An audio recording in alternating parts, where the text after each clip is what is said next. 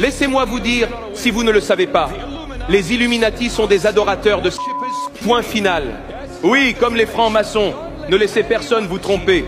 Ne laissez personne vous tromper. La franc-maçonnerie est un culte. Les Illuminati sont un culte. Et ils ont infiltré l'Église au plus haut rang.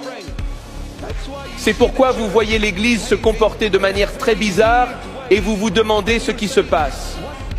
Vous devez vous réveiller. Oui, cela se passe parce que l'Église est infiltrée par des francs-maçons, adorateurs de... Et ils ont placé leurs propres hommes dans des hauts rangs de l'Église.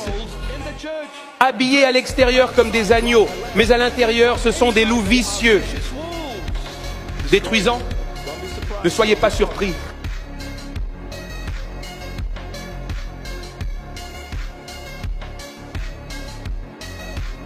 Aujourd'hui, je vais vous révéler la vérité choquante sur la salle Paul VI du Vatican à Rome. Voici l'intérieur. Remarquez les yeux, les crocs et la langue de la tête du serpent. Voici la statue de la scène principale utilisée par le pape.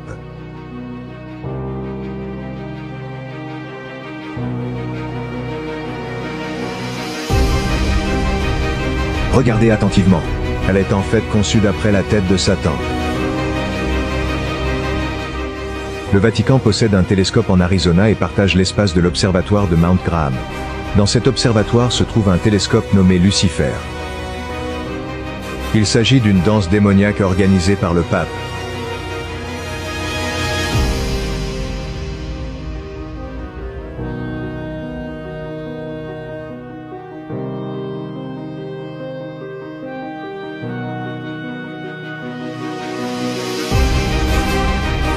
Jésus a dit, « Méfiez-vous des loups ravageurs déguisés en brebis. Cela signifie qu'ils porteront des vêtements blancs comme la laine blanche des moutons. » Très bien les gars. Merci d'avoir visionné.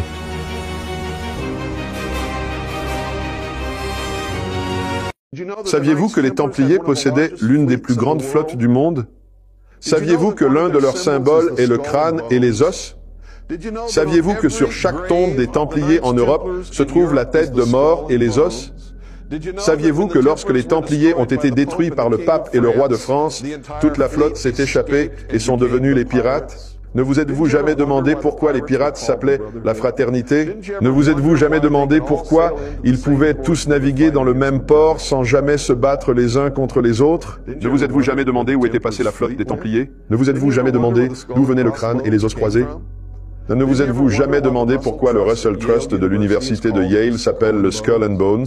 George Bush en est membre, c'est un chevalier templier.